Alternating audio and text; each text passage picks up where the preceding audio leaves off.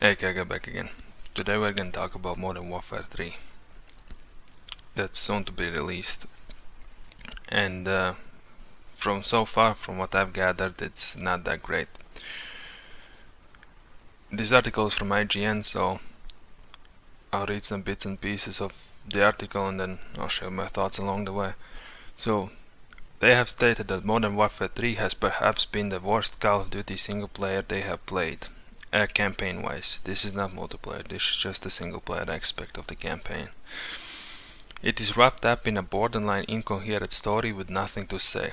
The only part that they haven't seen in a campaign before falls flat, and bizarrely cobbling together pieces of the Warzone mode into an actively bad sandbox missions.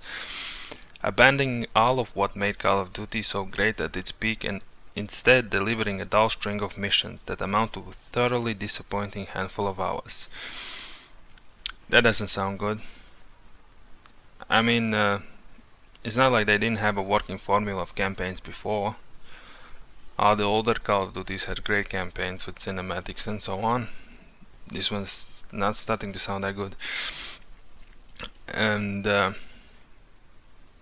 honestly, that Warzone aspect they mentioned in the campaign is not that great for me. You have a separate mode for it, that's fine, but don't introduce that into the single player campaigns because that's a multiplayer thing and it's only fun within a multiplayer, I would assume. Single player, from what I know so far, is that there are these open world missions in the game, which also you can gather some boxes on the field and you get a drop of weapons or whatnot, which is basically being a battle royale in a single player. I do not personally like that stuff. And from what I've heard so far is that the game's campaign can be finished within 2 to 4 hours from starting the campaign, so it's not even that long and it costs $70. And that is too steep of a price for me to consider a game that's $70 and the single player aspect of the game is only like 4 hours. It's completely ridiculous. There were people bashing Spider-Man for having low hours in it, but there you have games like these that offer nothing. You're basically paying $70 for the multiplayer, which in the end you have to pay a subscription for it if you're playing on a PlayStation, for example, which you have to pay the subscription for the essential in order to play even the multiplayer, so you're paying $70 plus the subscription to the PlayStation in order to even access the content of the multiplayer. But greed's been a big part of gaming industry for a long time and it ain't getting anywhere. The new addition to the game this time around, as they state, is an introduction of open combat missions which make up half of the story chapters. They are multi-objective arenas that aim to let you tackle tasks in any order and by whatever method suits your playstyle best. Which to me personally sounds like it's a nice new addition to have missions that you can do in your own way instead of having one default way. But they state further that unfortunately they're symptomatic of Modern Warfare 3's flawed approach as a whole. Opting for a thin veil of openness and choice over Call of Duty's once trademarked blockbuster storytelling. It is a shame because you can see a scenario where these missions could have been reached the heights of 2019's Lighthouse, at a great example of how to handle non-linear objectives in an FPS level. But unfortunately that high mark is missed here.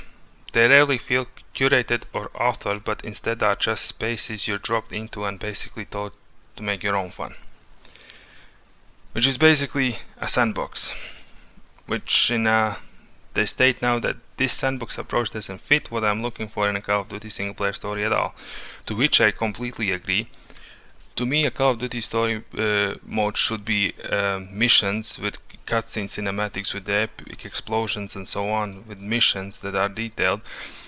And I do not support the fact that later on in the article they also said that there is stealth missions that are forced, which I wholeheartedly do not like.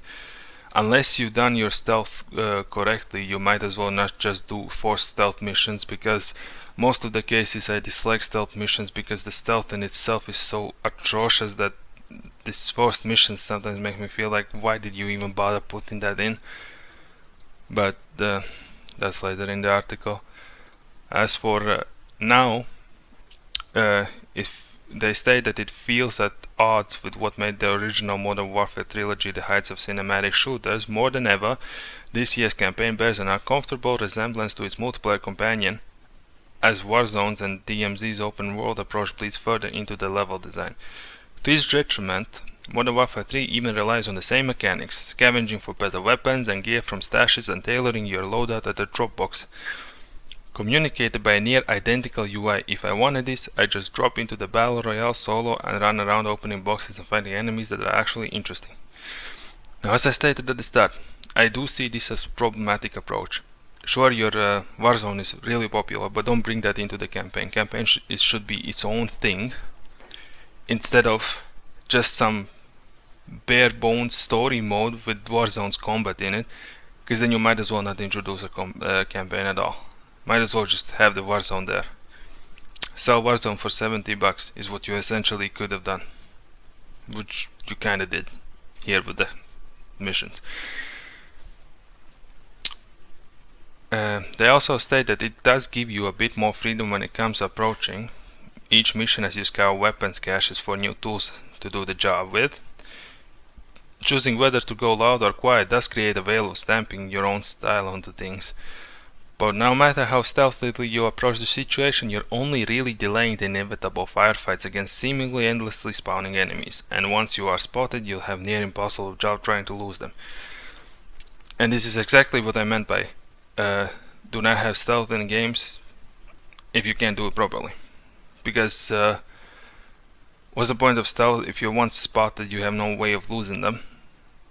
Or if it's stealth like if you're quietly following them behind and then you're just at one step too close to their behind, and even though you shouldn't be able to even hear or see as the opponent, the one who was sneaking, there is still they notice you. I do agree to their statement that it is an interesting idea in here somewhere, but it all just feels hastily put together, on their opinion. I agree to the part with the interesting idea. I haven't played it personally, obviously. It's not out yet. But they also state that after they hastily put together, it's fairly cookie cutter when it comes to actual variety or innovation. These are criminally all solo character missions too, with communication to team members limited to radio chatter. As a result, there's zero sense of camaraderie, as that original Call of Duty pillar of squad mentality and fighting with your AI teammates is brought crushing down. Which I did kinda enjoy when you go through the campaign and your squad mates just talk to you along the lines, and not just radio chatter, but you being next to them, they actually talk to you about the immediate situation. But this doesn't sound that good to me personally. They also say that it generally has three practically identical objectives to be completed in each of these open combat missions. They all end up being blended into a rinse and repeat experience. They felt like they were playing over and over, just in different locations.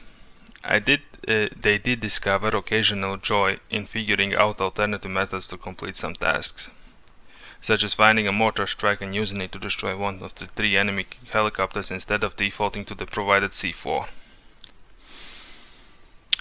Which, like I said, is an interesting idea that you can do certain objectives to do your primary objective. Like, you don't have to do just one default style, but there are options. But from what it sounds like, it's kind of plagued by the same issue that Mafia 3 was, where you had to take over the districts and you only had to smash these boxes, smash those boxes, which in the end is not that great. And so the review they gave so far for Modern Warfare 3 is a 4, which is a very low score. We will see how people review it generally when it's released. But I assume it's not going to be one of the highly rated games this time around, because from what I've gathered so far from this article, it's not that great. And to be fair, recently the Call of Duty games have been getting worse and worse by the years, so I didn't expect anything from them to begin with. So, but that's just my opinion. I'll see you guys next time.